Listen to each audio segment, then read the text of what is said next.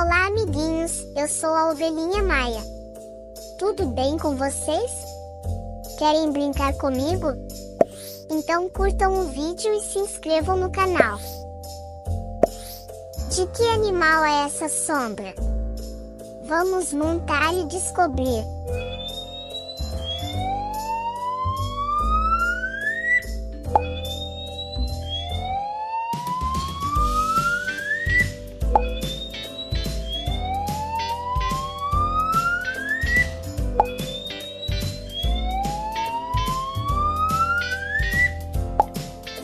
É do coelho.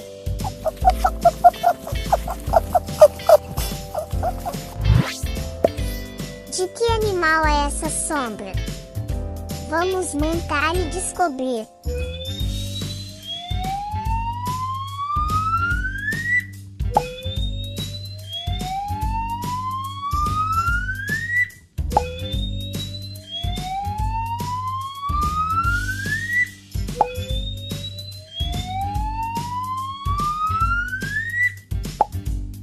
É do rato.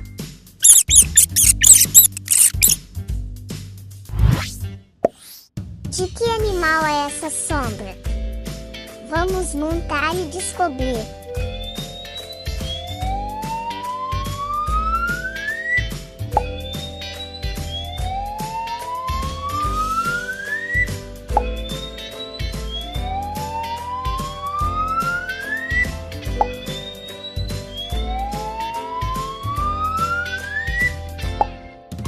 É do macaco. De que animal é essa sombra? Vamos montar e descobrir.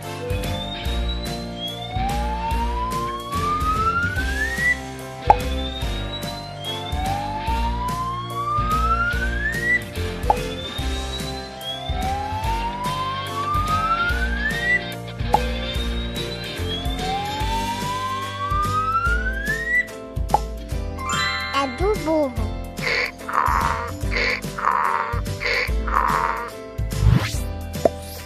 De que animal é essa sombra? Vamos montar e descobrir.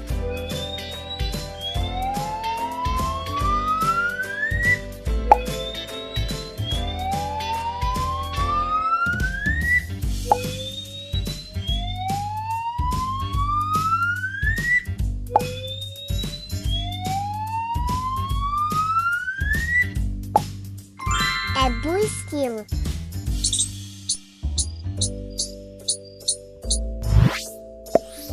De que animal é essa sombra? Vamos montar e descobrir.